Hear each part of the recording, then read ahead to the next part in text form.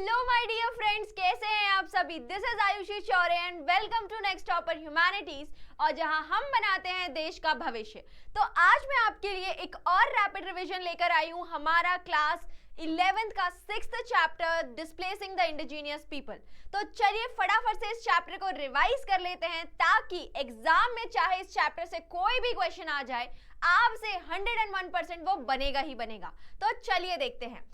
अगर इसमें हम देखें तो सबसे पहले इस चैप्टर में हमें इंपीरियलिज्म का जो कंसेप्ट था वो बताया गया था। ठीक है, तो यहाँ पे फ्रांस, हॉलैंड, इंग्लैंड जैसे जो नेशंस हैं, उन्होंने यहाँ पे ट्रेडिंग एक्टिविटी करके अमेरिका, अफ्रीका और एशिया जैसे कॉन्टिनेंट्स में अपनी कई सारी कॉलोनी स्टैब्लिश करी हुई थी। देन क्या मोटिव था इनका? तो भाई मोटिव था पैसा कमाना, प्रॉफिट। ठीक है, और उस ही ट्रेड की मदद से, उस ही प्रॉफिट की मदद से इन्होंने क्या किया, बड़े बड़े एम्पायर्स जो थे यहाँ पे बनाए हुए थे। अब जो एक वर्ड था सेटलर, उसको अलग अलग कंट्री में अलग अलग लोगों के लिए यूज किया जाता था। तो जो सेटलर वर्ड है वो यूज किया जाता था उन कॉलोनी, वहां पे कॉलोनी बनाने वाले लोगों के लिए जो नेटिव्स यूज करते थे। ठीक है, तो अगर साउथ अफ्रीका की बात करें तो ये डच के लिए यूज किया जाता था, आयरलैंड, न्यूजीलैंड, ऑस्ट्रेलिया में ये ब्रिटिश के लिए यूज किया जाता था, और अमेरिका में ये जो यूरोपियंस है, लाइक ब्रिटिश हो गए, फ्रांस हो गए, उन लोगों के फ्रेंच लोग हो गए, उनके लिए यहाँ पे यूज किया जाएगा। अब यहाँ पे हमें दो कॉन्टिनेंट्स के बारे में बताया है। सबसे पहले देखेंगे नॉर्थ अमेरिका, उसके बाद देखेंगे ऑस्ट्रेलिया। तो नॉर्थ अमेरिका की अगर ज्योग्राफी की बात करें तो जो इसकी नॉर्दर्न मोस्ट बाउंड्री है वो है आर्कटिक सर्कल, और नॉर्थ में है कनाडा। कनाडा जो है वो उसकी कंट्री है। वहीं साउथ में अगर हम देखें तो ट्रॉपिक ऑफ कैंसर जो है वो इसकी सदर्न बाउंड्री को फॉर्म करेगी, और जो सदर्न कंट्री है इसकी वो है मैक्सिको। अगर ईस्ट की तरफ हम लोग जाएंगे तो यहाँ पे प्लेन्स है, वैलीज है, मिसिसिपी और ओहियो रिवर है, एप्लांशियन माउंटेन्स है। वहीं अगर वेस्ट की बात करेंगे तो रॉकी माउंटेन्स है, यहाँ पे सियरा नेवाडा माउंटेन्स है, एरिज़ोना वगैरह डेजर्ट्स है यहाँ पे। ठीक है, और दोनों तरफ से अगर ईस्ट की बात करेंगे तो पैसिफिक ओशन, ईस्ट की बात करेंगे तो अटलांटिक, और अगर वेस्ट की बात करेंगे तो पैसिफिक ओशन। तो जो हमारा यूएस का पार्ट है वो अटलांटिक ओशन से पैसिफिक ओशन के बीच में बना हुआ है। अगर हम इसमें आगे चलें तो इसकी इकोनॉमी में देखेंगे तो भाई कई सारे नेचुरल रिसोर्सेज हैं, तो ऑयल, गैस, मिनरल्स वगैरह इन्हें मिल जाएंगे। साथ ही साथ एग्रीकल्चर में वीट, कॉर्न, फ्रूट वगैरह ये कल्टीवेट करेंगे, और फिशिंग जो है वो कनाडा की one of the major industry होगी। अब अगर बात करें यहाँ के नेटिव्स के बारे में, तो भाई ये नेटिव्स हैं कौन, कहाँ से आए हैं? तो ये जो नेटिव्स हैं ये आए थे रशिया का जो साइबेरिया वाला पॉइंट है वहां से, जो बेरिंग स्ट्रेट को क्रॉस करके, जब वहां पे लैंड मास था तो उसको क्रॉस करके ये आए थे अलास्का में, और वहां से फिर ये धीरे धीरे क्या हुए, जो अमेरिकन कॉन्टिनेंट है उसमें नीचे की तरफ मूव करते गए। ठीक है, तो यही सारी चीजें उन्होंने बताई हुई हैं। अब आगे चलते हैं। तो फीचर्स किस तरीके से रहते थे, तो भाई बैंड्स में रहा करते थे, फिश और मीट जो है उसको कंज्यूम करते थे, और वेजिटेबल और मेज का ये लोग कल्टीवेशन करते थे। अगर इनके इंपॉर्टेंट ट्रेडिशन की बात करें तो भाई मिलजुल के बढ़िया तरीके से रहते थे। आपस में एक ट्राइब दूसरे ट्राइब के साथ जो क्राफ्ट होता है या जो गिफ्ट होते हैं उसको एक्सचेंज करते थे। ठीक है, जो ट्रेड वगैरह है उसमें ज्यादा विश्वास नहीं रखते थे, खुशी खुशी अपना कोई भी सामान एक ट्राइब दूसरे ट्राइब को दे दिया करेगी। ठीक है, और एक दूसरे के ट्रेडिशंस को बढ़िया तरीके से ये समझते थे, मिलजुल के हंसी मजाक से बढ़िया तरीके से रहते थे। ठीक है, अगर क्लाइमेट की बात करें तो भाई नेचर से इतना, आप बोल सकते इतना बढ़िया रिलेशन था कि क्लाइमेट में जो भी चेंज होते थे ये उसको बहुत अच्छे तरीके से समझ सकते थे। लैंग्वेज, कई तरीके की लैंग्वेज होती थी, लेकिन सिर्फ लैंग्वेज है क्योंकि स्क्रिप्ट इस टाइम पे नहीं है उनका। ठीक, क्राफ्ट की बात करें तो काफी स्किल्ड क्राफ्ट पीपल होते थे जो इस तरीके के वैम्पम बेल्ट जो है वो यहाँ पे बनाया करते थे। अब ये तो पहले की कहानी हो गई। अब जब यूरोपियंस आए तो यूरोपियंस आने के बाद इनकी जिंदगी जो थी वो किस तरीके से बदली। ठीक है, सो एनकाउंटर विद यूरोपियंस। तो जब यूरोपियंस आए तो वो यहाँ पे ट्रेड के पर्सपेक्टिव से आए थे, उन्हें कोई इनसे मेलजोल नहीं बढ़ाना था। ठीक है, तो यूरोपियन जब आए तो उन्होंने इनको क्या दिया, इनको ब्लैंकेट, आयरन वेसल्स, गन और एल्कोहल्स, ये चीजें उन्होंने ट्रेड करी नेटिव्स के साथ, और नेटिव्स ने बदले में इन्हें दिया फिश एंड फर, जो एनिमल वगैरह ये हंट करते थे उनका फर, साथ ही साथ फिश वगैरह ये एक दूसरे के साथ एक्सचेंज करते थे। अब गन जो हुई वो नेटिव्स के लिए ज्यादा अच्छी यूजफुल हुई, क्यों? क्योंकि उससे अब वो हंटिंग जो था वो काफी इजी हो गया उनका। अल्कोहल जो है वो एक इंटॉक्सिकेंट ड्रिंक हुई, तो उसकी वजह से क्या हुआ, उसके नेटिव्स को तो वो शुरू में अच्छा लगा, लेकिन जो यूरोपियंस थे वो उन्होंने उसको अपने फायदे के लिए यूज किया, कि उस अल्कोहल को दे के उन्होंने क्या करवा दिया कि भाई उनसे उस अल्कोहल का एक तरीके से नशा करा के कहीं ना कहीं उनका जो ट्रेड था उसमें अपना ज्यादा एक तरीके से डिक्टेट करने लगे वो उसको। ठीक है, वही जो यूरोपियंस थे उन्होंने नेटिव से क्या लिया था, तो उनसे उन्होंने टबैको का एडिक्शन जो था वो लिया हुआ था। म्यूचुअल परसेप्शन, दोनों एक दूसरे के बारे में क्या सोचते थे?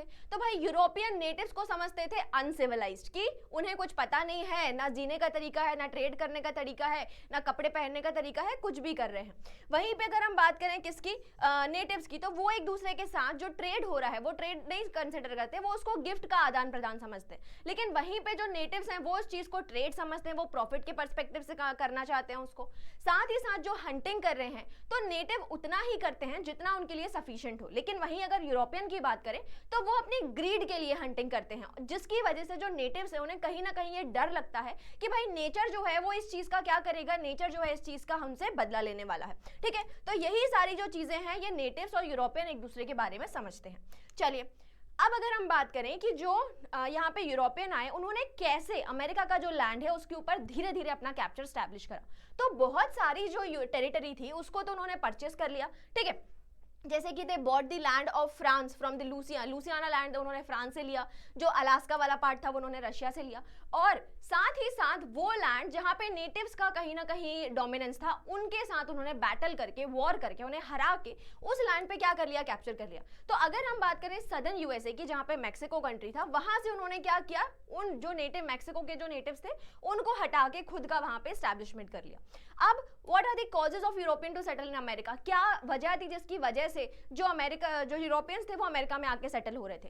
तो भाई काफी अबेंडेंस में लैंड है। ठीक है, उसके साथ जो ब्रिटेन और फ्रांस में था, जो यंगर सन है उन्हें इनहेरिटेंस नहीं मिलता था प्रॉपर्टी में, तो इस वजह से वो क्या कर जाते थे, अमेरिका में आके मूव कर गए। ठीक है, साथ ही साथ जो जर्मनी स्वीडन वाले लोग हैं जिन्हें अपनी नेटिव कंट्री में लैंड उनसे चला गया था फ्यूडलिज्म के कारण कहीं ना कहीं, तो यहाँ पे अबेंडेंस ऑफ लैंड के कारण वो यहाँ आके सस्ते लैंड की चाह में कहीं ना कहीं यहाँ आके सेटल हो गए। प्रेरीज वगैरह जो थी वो जो पोलैंड के जो लोग थे उन्हें अपने नेटिव पोलैंड वाले प्रेरीज की याद दिलाती थी, तो कहीं ना कहीं उनसे एक अटैचमेंट फील होने के कारण, सिमिलैरिटी होने के कारण भी यहाँ पे कई सारे जो लोग हैं पोलैंड से वो आके यहाँ पे सेट हुए और यहाँ पे उन्होंने अपने बड़े बड़े एस्टैब्लिशमेंट बनाना शुरू करे। अब जब ये आए तो भाई यूरोपियंस खुद तो अमेरिका के क्लाइमेट में काम नहीं कर पाते थे, क्योंकि यहाँ पे एक तरीके से आप बोल सकते हो कि काफी हॉट क्लाइमेट है जिसमें जो यूरोपियन वर्कर्स हैं वो काम नहीं कर पाए। तो काम करने के लिए उन्होंने अफ्रीका से कई सारे जो लोग थे उनको स्लेव बना के यहाँ पे एज अ प्लांटेशन वर्कर काम करवाया। ठीक है, तो जब वर्ल्ड में दूसरे एरिया में क्या हुआ, कहीं ना कहीं स्लेवरी का एबॉलिशमेंट हो रहा है यूरोप में, बट जो अमेरिका है उसमें अभी भी जो स्लेवरी है वो एग्जिस्ट करती थी, और इसके लिए अमेरिका में नॉर्थ और साउथ अमेरिका के बीच में कहीं ना कहीं स्लेवरी को लेके एक सिविल वॉर हुआ, जिसमें जो स्लेवरी का अबॉलिशन वाला ग्रुप था वो कहीं ना कहीं जीत गया और स्लेवरी को अबॉलिश कर दिया। बट इस अबॉलिशन के बाद भी जो अफ्रीकन्स हैं या जो अमेरिकन हैं उनको बहुत टाइम तक भी सिविल लिबर्टी हम यहाँ पे देखने को नहीं मिलते हैं। ठीक है, उसके बाद कैसे नेटिव्स अपनी लैंड को लूज करते गए, तो भाई यहाँ पे क्या होता था कि जो लोग हैं, जॉर्जिया का एक प्रोविंस का उन्होंने बताया हुआ है जहाँ पे चेरोकी ट्राइब रह रही थी। ठीक है, तो यहाँ पे ये हुआ कि या तो उन्हें इंड्यूस करके या फिर उन्हें फोर्स करके उनको उन्हीं के लैंड से क्या कर दिया जाता था, भगा दिया जाता था। और इन्हीं का एक एग्जाम्पल है चेरोकीज, जिन्होंने कहीं ना कहीं अपना जो लाइफस्टाइल है, जो कल्चर है, वो यूरोपियंस के कारण कहीं ना कहीं बदला कि शायद उन्हें भी मेन स्ट्रीम में शामिल कर दिया जाएगा। बट स्टिल जो यूरोपियंस थे उन्होंने कभी भी चेरोकीज को इक्वल ट्रीट नहीं किया। ठीक है, अब क्यों ये इन्हों भगा देते थे, तो भाई ये कहीं ना कहीं अट्रैक्टेड थे किस वजह से, मिनरल्स की वजह से। ठीक है, तो जो मिनरल है या लेड हो गया, गोल्ड हो गया, ऑयल वगैरह फाइंड करने के चक्कर में जब भी उन्हें कोई चीज पता चलेगी तो वो वहां से नेटिव्स को वहां से भगा देंगे, और इस तरीके से नेटिव्स को ईस्टर्न बाउंड्री से वेस्टर्न बाउंड्री तक कंटिन्यूअसली क्या किया गया, भगाया गया। ठीक है, तो इस तरीके से लास्ट में क्या किया गया, पूरा जो यूरोपियन अमेरिकन वाला जो पूरा कॉन्टिनेंट था उसको धीरे धीरे करके कैप्चर कर लिया गया। ठीक है, और अगर इस चीज में अगर जो नेटिव्स हैं वो अपना रिबिलियन करते हैं तो जो यूएस आर्मी होगी, या आप बोल सकते हो कि जो कनाडा की जो यूरोपियन पावर्स हैं वो कहीं ना कहीं इनका जो रेवोल्यूशन होगा उसको सप्रेस करने की कोशिश करेंगे। उसी का एक एग्जांपल है गोल्ड रश की। भाई जब अमेरिका की गोल्ड माइंस के बारे में यूरोपियंस को पता चला तो बहुत सारे जो यूरोप में लोग वर्कर की तरह काम कर रहे थे वो अमेरिका की तरफ भागे और यहाँ आके क्या किया, बड़े बड़े बिलियनियर यहाँ पे बन चुके थे वो लोग। ठीक है, अब अगर बात करें कॉन्स्टिट्यूशनल राइट्स की, तो यहाँ पे जो कॉन्स्टिट्यूशनल राइट जब अमेरिका ने अपना कॉन्स्टिट्यूशन फॉर्म किया तो उन्होंने जो सबसे प्रोमिनेंट राइट थे, right to property and right to vote, ये सिर्फ और सिर्फ किसको दिए, व्हाइट मैन को दिए। नेटिव्स के बारे में कभी भी कोई बात नहीं करी गई। ठीक है, फिर अगर विंड्स ऑफ चेंज की बात करें तो जब धीरे धीरे क्या हुआ, चीजें बदली और अब जो यूरोपियंस हैं वो कहीं ना कहीं क्या कर रहे हैं, कहीं ना कहीं नेटिव्स के बारे में भी बात कर रहे हैं। तो इसके लिए दो एक्ट्स लाए गए, एक था Indian reorganisation act of 1934, then declaration of Indian rights of in US. ठीक है, सेम वे कनाडा में भी इसी तरीके के चेंजेस हो रहे हैं। तो 1982 में कॉन्स्टिट्यूशन एक्सेप्ट किया गया, जहां पे जो एबोरिजिनल के राइट्स हैं उनको कहीं ना कहीं माना गया, और ये बोला गया कि अब वो भी अपने ओन नेटिव कल्चर के साथ, जो भी उनका कल्चर है उसके साथ अमेरिका में कनाडा में क्या कर सकते हैं, एग्जिस्ट कर सकते हैं। ठीक है, चलिए अब लास्ट में हम लोग बात करेंगे ऑस्ट्रेलिया की। तो ऑस्ट्रेलिया की भी कहानी कहीं ना कहीं सिमिलर है, तो उसको और देख लेते हैं कि ऑस्ट्रेलिया में पहले जो एबोरिजिन्स थे वो यहाँ पे रहते थे। ठीक है, उसके बाद जो टॉरेस स्ट्रेट आइलैंडर वाला ग्रुप है, जिसको नॉर्दर्न ऑस्ट्रेलिया का पार्ट समझा जाता है, वहां से कई सारे लोग ऑस्ट्रेलिया के मेनलैंड में आ गए, और इस तरीके से दोनों ने मिलकर क्या किया, 2.5% ऑफ पॉपुलेशन की वो फॉर्म करते थे नेटिव्स की। अगर ऑस्ट्रेलिया की ज्योग्राफी की बात करें तो ये स्पार्सली पॉपुलेटेड एरिया है, जहां पे जितने भी टाउन्स हैं वो जनरली कोस्ट की तरफ बने हुए हैं। क्यों? क्योंकि जो सेंट्रल वाला पार्ट है वहां पे डेजर्ट्स होते हैं। ठीक है, अब पहले तो जब थॉमस कुक यहाँ पे आए, तो उन्होंने, जो कुक थे वो जब यहाँ पर आए तो उन्हें ये लगा कि भाई बहुत अच्छी जिंदगी है यहाँ पे, लोग बहुत अच्छे हैं, बहुत बढ़िया तरीके से।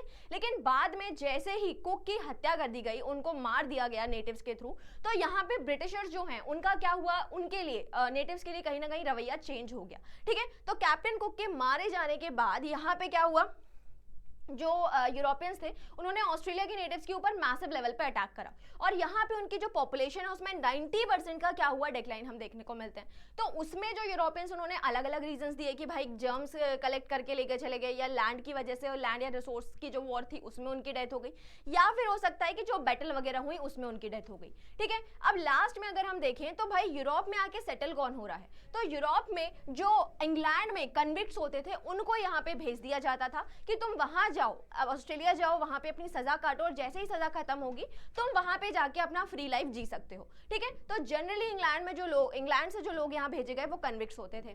फिर अब अगर बात करें तो जब पॉलिटिकल यूनिट्स बनने लगी तो ऑस्ट्रेलिया में नई कैपिटल 1911 में बनी गई, जिसको क्या बनाई गई, कैनबरा। ठीक है, फिर अगर यहाँ पे नेटिव्स के बारे में बात करें, लाइट्स में विंड ऑफ चेंज में कंक्लूजन वाला पॉइंट, तो जो W.E.H. स्टैनर है उनकी जो स्पीच है द ग्रेट ऑस्ट्रेलियन साइलेंस, साथ ही साथ हेनरी रेनॉल्ड की जो बुक है व्हाई वरंट वी टोल्ड, जिसमें बाद में डिस्कशन किया गया किस चीज के बारे में कि भाई ऑस्ट्रेलिया में जब भी ऑस्ट्रेलिया की हिस्ट्री पढ़ी जाती है तो उसमें ऑस्ट्रेलिया के नेटिव्स की बात क्यों नहीं करी गई। ठीक है, तो यहाँ से कहीं ना कहीं जो हिस्टोरियंस हैं, जो स्कॉलर्स हैं, उनका ध्यान आया किसकी तरफ, ऑस्ट्रेलियंस के नेटिव्स की तरफ। ठीक है, और इसी तरीके से बाद में जो ऑस्ट्रेलिया की यूनिवर्सिटीज डिपार्टमेंट है उनमें इनके बारे में पढ़ा जाने लगा, गैलरीज में नेटिव आर्ट्स को डिस्प्ले किया जाने लगा। साथ ही साथ जो ऑस्ट्रेलिया है उसने भी मल्टीकल्चरलिज्म की जो पॉलिसी है उसको अडॉप्ट किया। ठीक है, जहां पे उन्होंने ये बोला कि जो यूरोपियंस हैं और जो नेटिव्स हैं वो सारे के सारे यहाँ पे मिलजुल कर रह सकते हैं। So this is all about the chapter. I hope you like this lecture. अगर इस चैप्टर से रिलेटेड आपको कोई भी डाउट है तो जो कैप्शन में यहाँ पे वन शॉट वीडियो की लिंक है उसको आप देखिए और इस चैप्टर की डिटेल स्टडी करिए। Thank you so much.